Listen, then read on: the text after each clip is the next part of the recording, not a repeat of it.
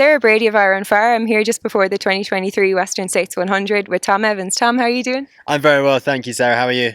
Good, good. So it's taper week. How's that going? You managing to rest a little?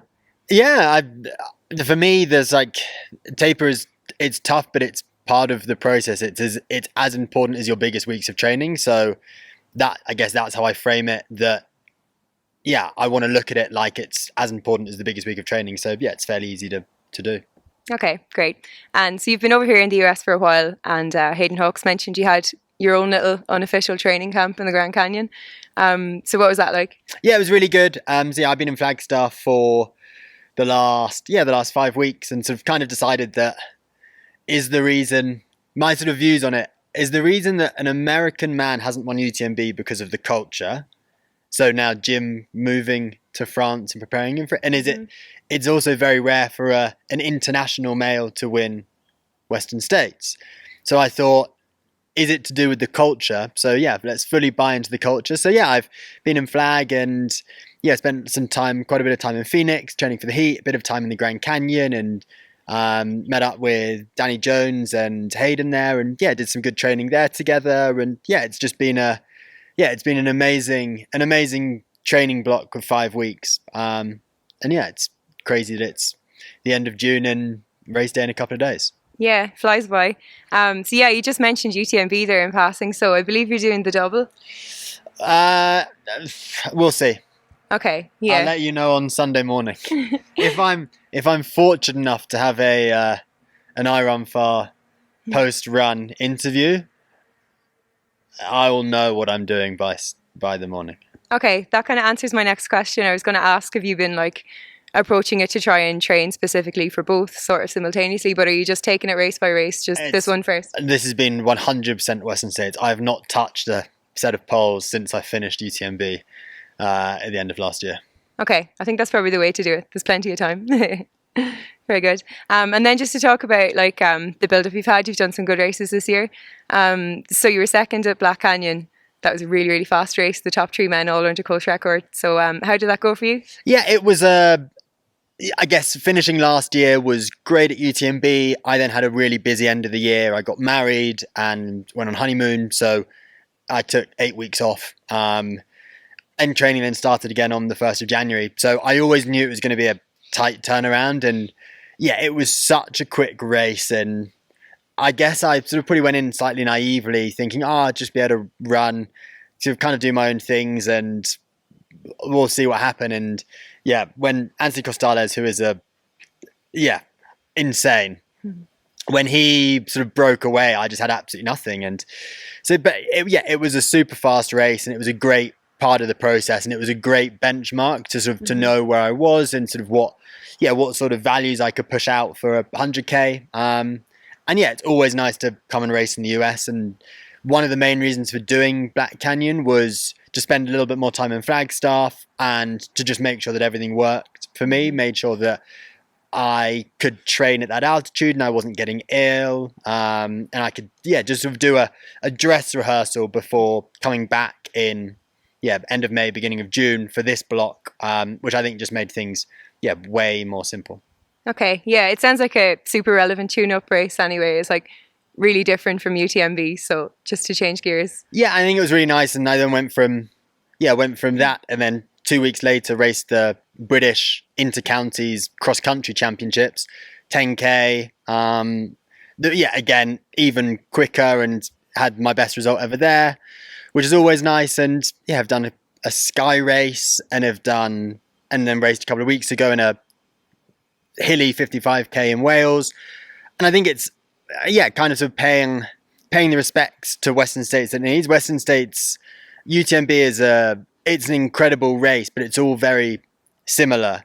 It's you're either hiking on the climbs or you're running the flats and the downhills, whereas I think Western States, it's a race of 3 parts and the terrain is so different in the 3 that you kind of need to train for all 3. And the mistakes that I made in 2019 is I didn't do that. I was like, it's a running race. So I went to go train with a marathon running group. So I was quick, but I didn't have the trail skills that I needed for a race that's still a trail race.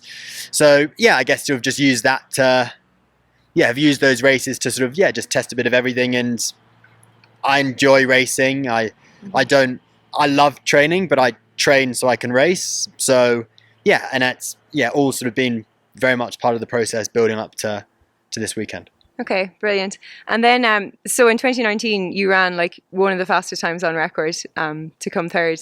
But I'm just wondering, like, then will you have that time in your mind as a benchmark, or with different conditions, do you just have to treat this as a fully separate race and focus on your race and the competition? I think actually running relatively quick in 2019 is not a positive for me this year. I see it more as a negative because I have got that benchmark and I know what the splits are for it.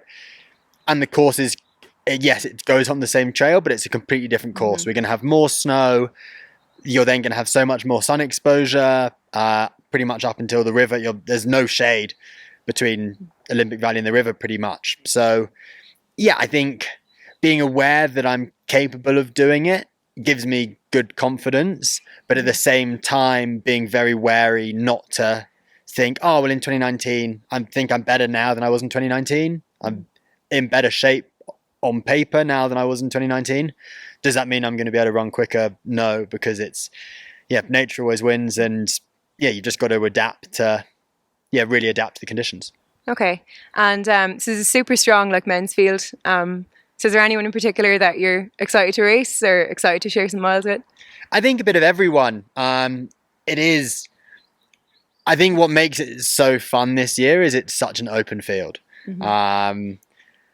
Whereas I think in previous years, there's kind of always been an out and out favourite. Whereas in my opinion, there isn't an out and out favourite this year. I think it could be between 6 to 8 people. There'll definitely be someone who no one's really thought about who finishes on the podium. And I think the really exciting thing this year, exciting but nervy part of this year, is the guys from China who no one knows anything about. And having raced against some incredible Chinese athletes before, they like to go out really, really fast. And do I have the confidence to let them go in a year that it's not going to be that hot? Who knows? So you can go in with a race plan. At the end of the day, it's at 100 miles. But no one knows much about them. So I think it'll be really interesting dynamic. But I'm just really looking forward to getting back out on the Western States Trail. It's my favourite trail that I've run on. And just really excited to hopefully have a good day. Yeah, awesome. I think as a course it probably plays to your strengths because you've got like good fast leg turnover and you can handle mountains as well. So is there any bit, do you have a favourite part of the course, or is there any bit you're really looking forward to? I love Cal Street. I love this. I love from Forest Hill to the I love Forest Hill to the finish. I think everyone loves the finish. But Forest Hill to the river is it's probably my favourite part of the course. It's flowy, it's fast. If you've been sensible, you can have amazing legs. And if you've not been sensible, you're going to get caught by someone. That would be my favourite part of the course. Okay, it's exciting that this race tends to be so close and like it's really not over till it's over. I think it's going to be even close. I think you're going to be able to throw a napkin over the top 10 this year. Okay, brilliant. That's exciting. And then just lastly, so we're from pretty similar locations. My mind's blown by the wildlife here. Everything's really different. Have you seen a bear or anything cool? No, thankfully. Lots of squirrels. No snakes yet. No bears. It's a lot of squirrels. It's a lot of squirrels. A lot of big cars as well. More big cars than anything else. But I have been to a rodeo since being out here. Okay. Which is very cool. I went to Flagstaff Rodeo with Molly Siddell and Matt. Matt is going to be here this weekend doing some filming stuff. That's been the most American thing that I've done. And I do own a pair of cowboy boots now. You've been changed. I think we'll leave it on that note. So best of luck. Look forward to following you out there. Thanks so much, Sarah.